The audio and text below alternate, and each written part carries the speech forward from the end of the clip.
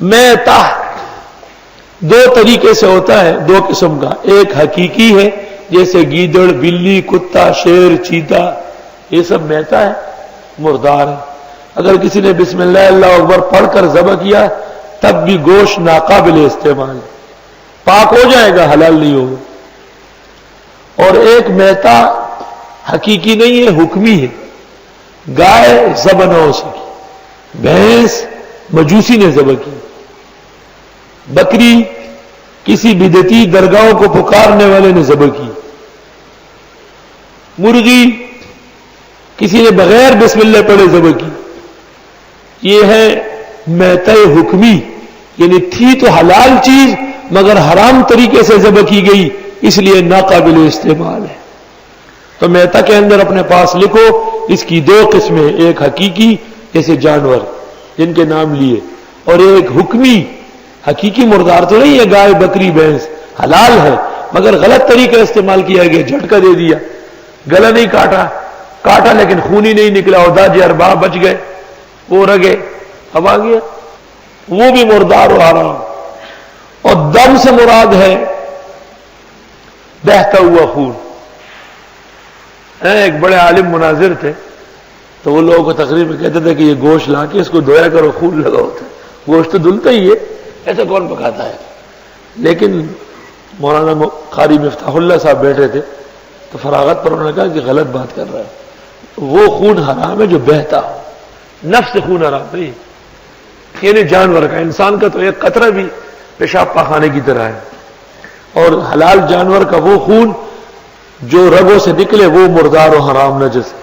بقیہ خون ناپاک تو ہے لیکن وہ اس حکم میں نہیں ہے جو دم مسفوح میں ہے۔ خون کے دھبے بھی فقہا کہتے ہٹا دینا چاہیے، وہ تو ایک علیحدہ باب ہے۔ وَلَحْمَ الْخِنْزِيرِ، اور خنزیر کا گوشت، خنزیر بجمیع اجزائہ، وَمَا أُحِلَّ بِهِ لِغَيْرِ اللَّهِ، اور جو نامزد کیا گیا اللہ کے علاوہ کسی اور کے نام کا۔ احل، احل یحل کے معنی چیخ لگانا، بابا کا چڑھاوا، فلاں درگاہ کی کیاری، فلاں بابے کی نیاز، فلاں بزرگ کا چڑھاوا، اس کی یادگار، اس کی فاتحہ۔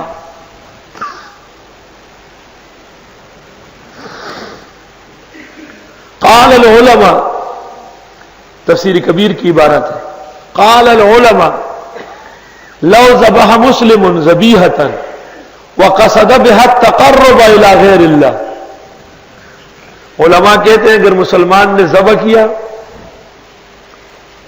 اور کسی اور کے نام کا ارادہ کیا، نام نہیں لیا، ارادہ یہ کہ وہ خوش ہو جائے، سارا مرتد، یہ ذبح کرنے والا مرتد ہے، وذبیحتہ میتہ، اور یہ حلال نہ ہوا، مردار ہوا۔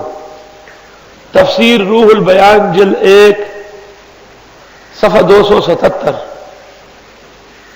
تفسیر کبیر جلد 3 جز 5 صفحہ 12، البحر المحیط جلد 1 صفحہ 488،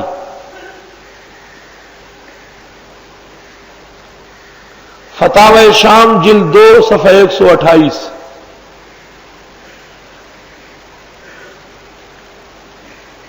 تفسیر فتح القدیر جلد 1 صفحہ 170۔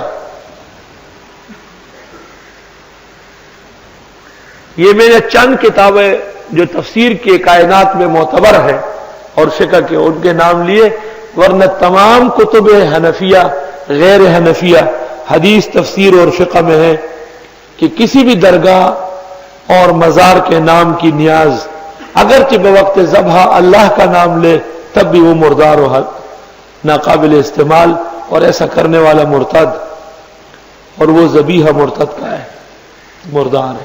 شاہ عبدالعزیز نے تفسیر فتح العزیز میں اس آیت کے نیچے اتنی تفصیل کی جو امت میں کسی اور نے نہیں کی۔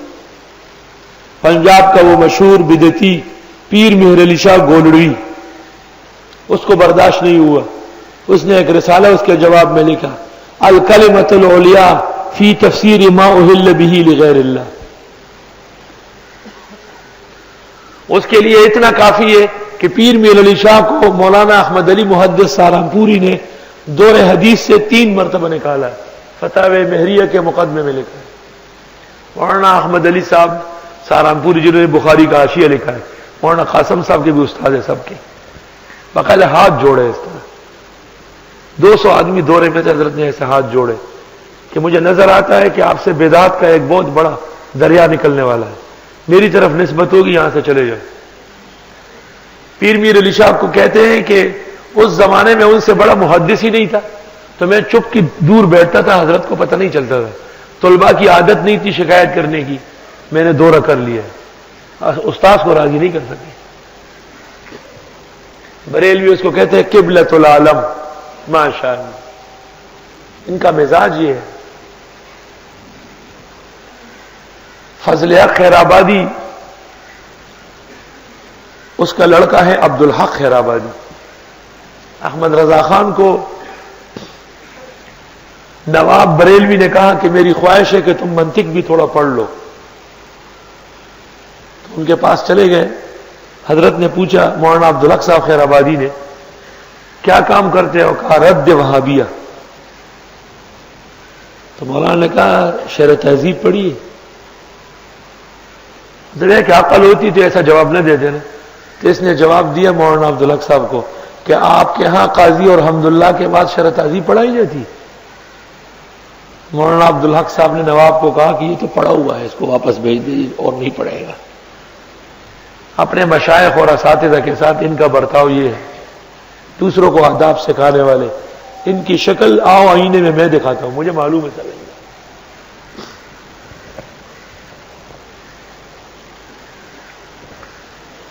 سوال یہ کہ شاہ عبدالعزیز تو مسند ہے، اور وہ تو دیوبندی اور بریلوی دونوں علماء کی احادیث وہیں پہنچے۔ پیر میر علی شاہ کیا چیز ہے؟ وہ کیا کر رہا ہے؟ اس کا کام کیا تھا؟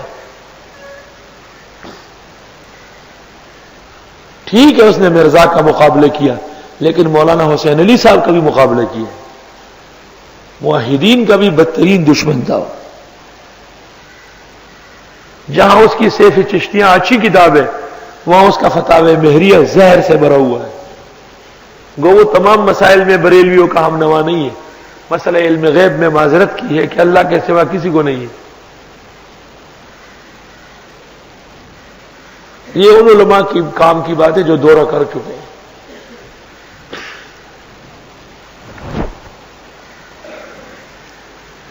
وما اہل بہ لغیر اللہ، بعض مفسرین ابن کثیر اور ابو سعود نے اہل کے نیچے ذبح لکھا ہے، اس سے مبتدئین بڑا خوش ہے کہ جو بتوں کے نام پہ ذبح ہو جائے تو وہ حرام ہے۔ ہم ذبح تو اللہ کے نام پہ کرتے ہیں، مگر وہ اس بات کو بھول گئے کہ مفسرین و فقہاء نے اس بات کی وضاحت کی ہے کہ بوقت ذبح بھی گناہ ہے غیر اللہ کا نام، اور پہلے سے نامزد کرنا بھی گناہ ہے۔